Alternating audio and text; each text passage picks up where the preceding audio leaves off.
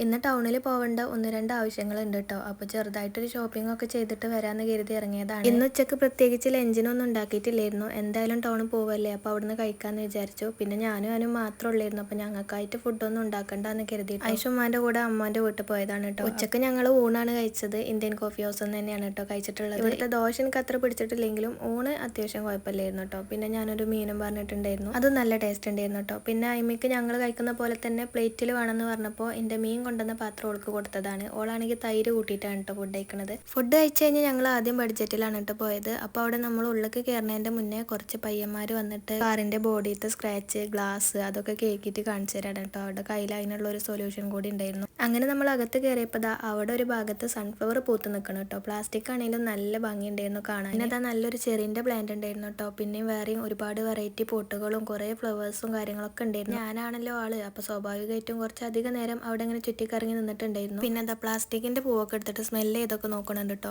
എന്താല്ലേ. പിന്നെ കുറച്ച് നേരം ബാഗുകളൊക്കെ നോക്കി. ഒന്നും വാങ്ങിക്കാല്ലാത്തതുകൊണ്ട് എത്ര വേണമെങ്കിലും നോക്കാമല്ലോ. ഞാനൊരു ബാഗ് വാങ്ങിക്കാന്ന് വിചാരിക്കുമ്പോൾ ഈ വക ഐറ്റംസ് ഒന്നും ഉണ്ടാവില്ല കേട്ടോ. പിന്നെ കാണാൻ ഓരോന്ന് കാണും. മെയിനായിട്ട് ഞങ്ങൾ വാങ്ങിക്കാൻ വന്നത് ഈ ഒരു സ്റ്റിക്കറാണ് കേട്ടോ. അത് സംഭവം കിട്ടിയിട്ടുണ്ട്. ഇതിന് മുന്നൊട്ടിച്ച സ്റ്റിക്കർ ഇവിടെ നിന്നായിരുന്നു കേട്ടോ വാങ്ങിയത്. അപ്പോൾ അതന്നെ ഉണ്ടെങ്കിൽ എടുക്കാന്ന് വിചാരിച്ചിട്ടാണ് ഇങ്ങോട്ട് തന്നെ വന്നത്. പക്ഷെ അത് കിട്ടിയില്ല. ഏകദേശം അതേപോലത്തത് കിട്ടി. പിന്നെ അത് മതി എന്ന് വിചാരിച്ചു. പിന്നെ ഈ ഒരു പ്ലാന്റ് എനിക്ക് ഭയങ്കര ഇഷ്ടമായിട്ടോ. നല്ല ക്യൂട്ട് ലുക്കിൽ നല്ല ഒതുങ്ങി നിൽക്കുന്നുണ്ട്. ഇങ്ങനെ ഒതുങ്ങി നിൽക്കണ എനിക്ക് ഭയങ്കര ഇഷ്ടമാണ്.